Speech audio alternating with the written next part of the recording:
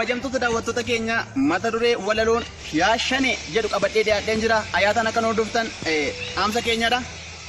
Yaa shane akkasitti qabsaa'uun biyya bilisa baasuun alagaadhaaf firoomtee wayyaanee lafaa kaasuun mee ati Oromoodhuma Oromoon hattuudhaare mana gumaa ol seenaa Oromoon gantuudhaare Oromoon albaadhessa miti garaaf hin bulu amma yoonaatti ni goonni diinaaf firoome hin jiru. Isin garuu irraa wayyaaneef bitamtanii silaa garaa ballattu waan qoonqoo argattanii kan dafqa namaan feene biyya hojjettee nyaattu dhiigara dhaabbattanii dabarsitanii laattu. Afaaniin Oromoodha dubbiyyoo odeessitan garuu wayyaanee wajjin awwaala qopheessitan.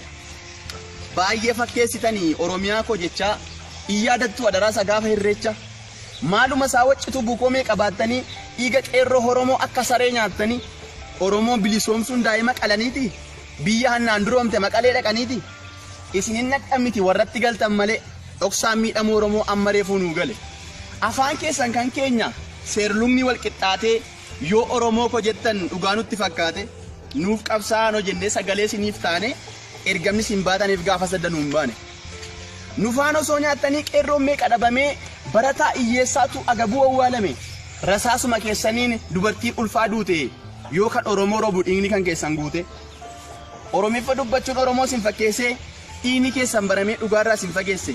Yaa fakkeessuu keessanii miidiyaan kan keessanii Oromoo jettu mana lagaa teessanii.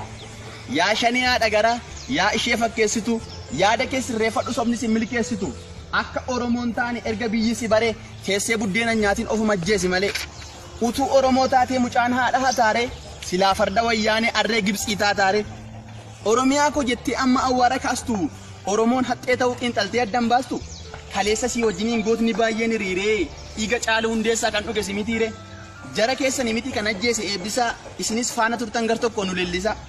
Yommuu sin odeessitan hin fakkaata waan sirri garuu biyya gurgurtu taatanii fira birri. Oromoo ko jettanii yommuu yaabdan miidiyaa harka sinii rukutu warri lixaatiif dhiyaa.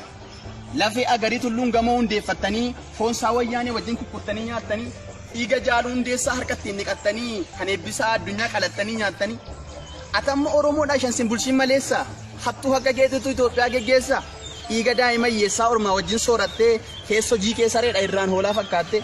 Utuu Oromoo taate haadha hiyyeessaa atta mi'ati maalumaan qabsaa'ota fakkaatta. Qabsaan hattuu miti doorsisaa haadha hiyyeessaa hojiidhaan agarsiisa malee hin bulu odeessa. Yaa shanee fakkeessituu kan dhiigni kee wayyaane biyyi sirratti baree kanatti yaadden taane. Adda baasii madhu ta'uu kee qomoo hattuu kana ta'uudha baannaan jiraa kee of hin agartu. Jabaadhu qaqqabadhu Geetaachoon baa sokkanii maqalee keetti sokki deemsa guyyaaf arkaniin qabeenya hiyyeessaa hattee handaaqoon isin haftu humna addaa sirraan bahee osoo of gattee raftu. Ani maqaan siif baasa jedhee kophaa koo yaale hunduu sitti guddata waan siif ta'uu wallaale. Sareedha yoon siin jedhe isheenuu ormaan duttu gadheedha yoon siin jedhe hanga gadhee siin guuttu. Tole maal siin jedhu reekamiin sitti moggaasu jechatu xinnaate oo maal jedhee si arrabsu. Hattuudha yoon siin jedhe hattuun kanaadhaa hatti gantuu jedheen si waama hojii kee wal fakkaatti. Gibxiin abbaa garaa kee juuntaan haadhoo dhiiga kee Oromoo ofiin jettee waliin fuudhin maqaa kee. Ati juuntaa sirriidha waraabessa halkanii kanaaf hundaan jibbamte akkas ta'uu kee arganii. Namni biyya geggeessu gadhee akka kee miti. Arras kan si deeggartu wayyaanee akka keetiiti. Siif qopheessinee jira awwaala reeffa keeti jechuun kan sitti cabse Galataa Tasfaayeeti. Naaf galaanan dubbadhe buurruun dee rakkina warra isinitti tolles warra isinitti hin tolles deebinee wal argina. Galatooma.